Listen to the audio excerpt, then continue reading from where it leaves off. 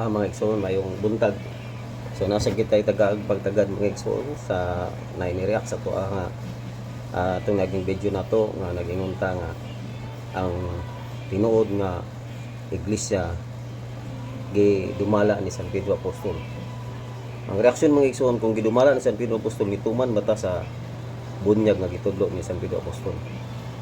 So mga igsoon, ang bunyag nga gitudlo sa atong Ginoo, ang formula mao ni bunyagi sila sa ngalan samahan sa Anak ug sa Espiritu Santo. Mao na ang iyang gitudlo mga igsoon sa San Mateo 28:19. Panglakaw kamo sa tanang kanasuran ug bunyagi sila sa ngalan samahan sa Anak ug sa Espiritu Santo. Ang pangutana mga igsoon, so pakiro ba ang mga apostoles? Dili. Masinugtanon sila ni Kristo na nasa 2 Corinto 15 atong basahon sa may gingon nga nagalumpag sa mga unahuna nga sa tagsa-tagsa sa mga butang nga gibayaw batok sa pag-ila sa Dios o sa pagbihag sa tanan nga unahuna ngadto sa pagka masulundon kang Kristo. So ang mga tinun-an mga igsoon masulundon ni Kristo. Pero unsa man ang gitudlo ni San Pedro mga igsoon sa buhat 2:38. Niingon siya, paghinulsol kamo o pagpabautismo sa ngalan ni Hesus.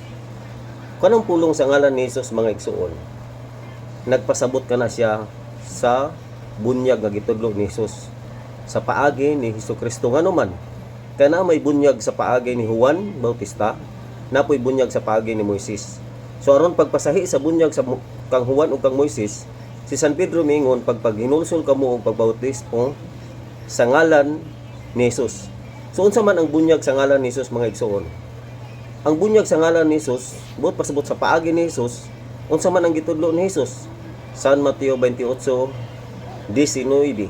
Unsa may gingon? Panglakaw kamo sa tanang kanasuran, himuha silang akong mga tinun-an, bunyagi sila sa ngalan samahan ug sa Anak ug sa Espiritu Santo. Ug mao kana ang gituman sa mga apostoles, kay mga apostoles masinulundon kang Ginoong Hesukristo.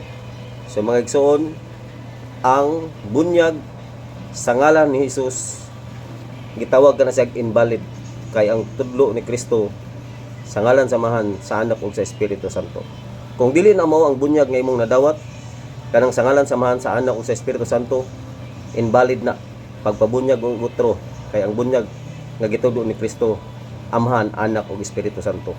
Daghang salamat.